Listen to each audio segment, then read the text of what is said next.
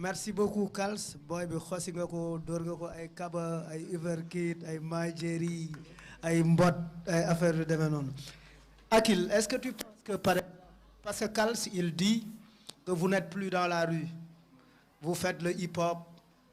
vous êtes cloîtré, replié sur vous-même, en fait, et que en fait vous avez fait un texte, c'est ce qu'il veut dire, vous avez fait un texte pour la circonstance. Situation bi moo tax ngeen génne benn sound dem ci biir manifestation yu fote seen bopp taxaw ci wetu pono yuñ taal, vous avez profité. On a également vu que Dip par rapport ak affaire bi il a sorti un son ak bés léegi ñu ngi xool benn affaire am où il s'est maquillé très blessé et cetera et cetera. En fait finalement yéen affaire bi affaire u jaay taar la affaire u xànju la affaire u ñoddi ay affaire la. En fait finalement vous n'êtes pas du tout engagé mais vous êtes de gros opportunistes quoi, vous voulez utiliser la contestation. Qu'est-ce que tu en dis? waaw xosi moom moo ngi dal gis naa loolu mais bon man li ma ciy wax mooy je pense que c'est-à-dire question question boobu noonu man je trouve que question bu très très légitime la en fait qui se le pose et qu'on se le pose ñun ci suñu bopp ñun suñu biir sax parce que li mu wax je pense te du dañ mooy loo gis rek am na ñoo xam ne dañ ciy dugg ndax gëm-gëm waaye am na ñoo xam ne dañ ciy dugg parce que forcément am na lu ñu ciy seen récupération maanaam mënta ñàkk ci loo gis yaakaar naa mais sinon man je vais dire que tey je pense que engagement wu mu rappeurs yi de manière générale même bu amee ñenn ñoo xam ne peut-être leneen lañ ci wut wala leneen lañ ci bëgg mais de manière générale engagement wu nouvelle génération yi pour man nekkatul lu nga xam ne dañ ko war a lam-laame dañ ci war a douter parce que tout simplement c'est quelque chose de palpable c'est quelque chose bi nga xam ne je pense que c'est ça se voit ça se sent et koo gis wala koo xam ci nouvelle génération boobu noonu di ko fréquenter wala jot ko fréquenter as tuut rek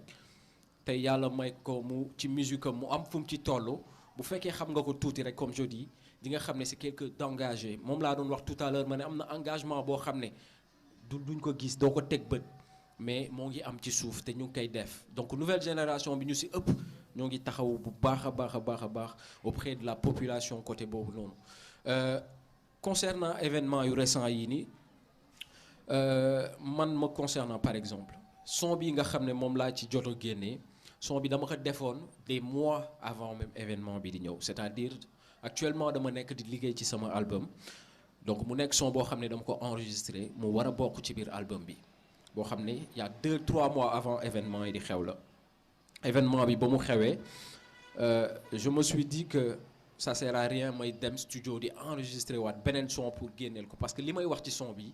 moo nekkaat nii rek li nga xam ne moo nekk di xew en fait c'est juste pour dire que ni li nga xam ne moom la suñu grand yi doon wax il y a des années en arrière li nga xam ne moom la suñu grand yi doon casse des années en arrière son yooyu ba tey boo ko indee mooy nekk d'actualité donc son rawatina son boo xam ne il y a 2-3 mois nga ko def day nekk dans l'actualité encore boo ko génne woon tey jii nii ci événement yi parce que tout simplement il y a pas grand-chose qui change au Sénégal tout simplement parce que c'est toujours les mêmes préoccupations c'est toujours les mêmes causes yu yëkkati nit yi yu wàccee nit yi ci terrain bi donc me concernant comme je dis profitowuma wala xaaruma événement bii di xew pour génnee ci son bi dañ ko defoon ba pare génnee ko et aujourd'hui jeunes yi ngay wax wala nouvelle génération yi ngay wax nii duñu wàcc ci terrain bi wala dañuy toog ci studio yi rek di def son yi affaire yi voilà quoi on va dire ils sont loin de ce qui se passe de la réalité en quelque sorte man je pense foog gars yi génnee tamit loolu seen bopp foog grand yi en quelque sorte génnee loolu seen bopp que nous on est loin de ce qui se passe on est loin de la réalité on n'est pas loin de la réalité ñun ñëpp fu ñu jógee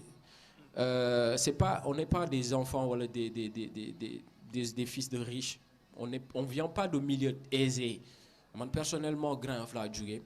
on vient de quartiers sensibles de quartiers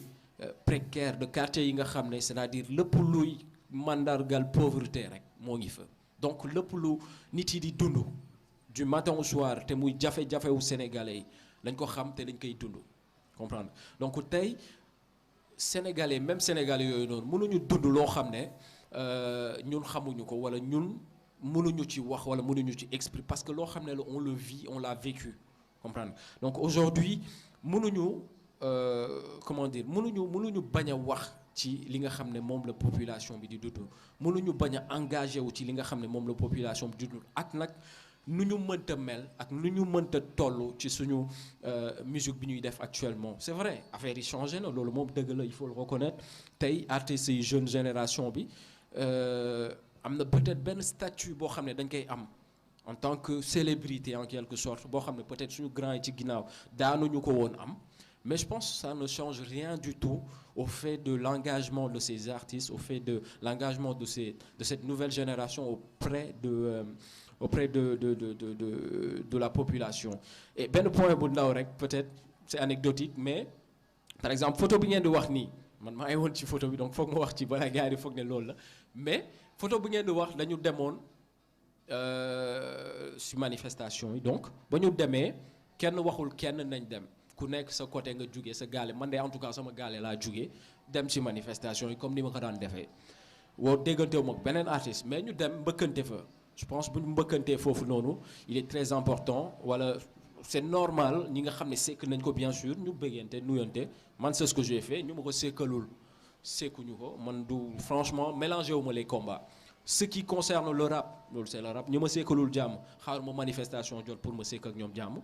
ñi ma sekkal jàmm sekk ak ñoom jàmm donc ba photo jotee photo sax jotul dañu taxaw nit doof kii la je pense qui n'est pas koo xam ne nit war na mën a douter ci engagement am je pense Nit Doff c'est quelqu'un d'engagé c'est quelqu'un qui a toujours été là et qui est toujours là pour la population ne moom kat gis na ni war nañ mën a def une photo histoire de won gars yi histoire de won population bi que voilà bu dëkk bi soxlaa gem bi këreel yi am wala xuloo yeeg xeex yi mën a am suñu diggante yëpp dañ koy tegee côté taxawu population bi donc mën nañ def benn shoot bien sûr ñu accepter def shoot bi et puis looloo ko tas peut-être mais je pense juste interprétation bu si nit yi di am bu mu erroné wu c'est juste le moment on l'a fait ku nekk nekkaat ci li ngay nekk mais l'engagement des artistes de la nouvelle génération moom mala bu ci gars yi am xel ñaar gars yi ngi engagé wu gars yi nag comme ni ngeen ko waxee rek mën nañu xoolee ay bëtu jaay taar ak ay bëtu booy dañuy toog seen gàlle yeeg nii ak ne mais non on est loin on est très très loin de l'image qu'on se fait de nous. Yes.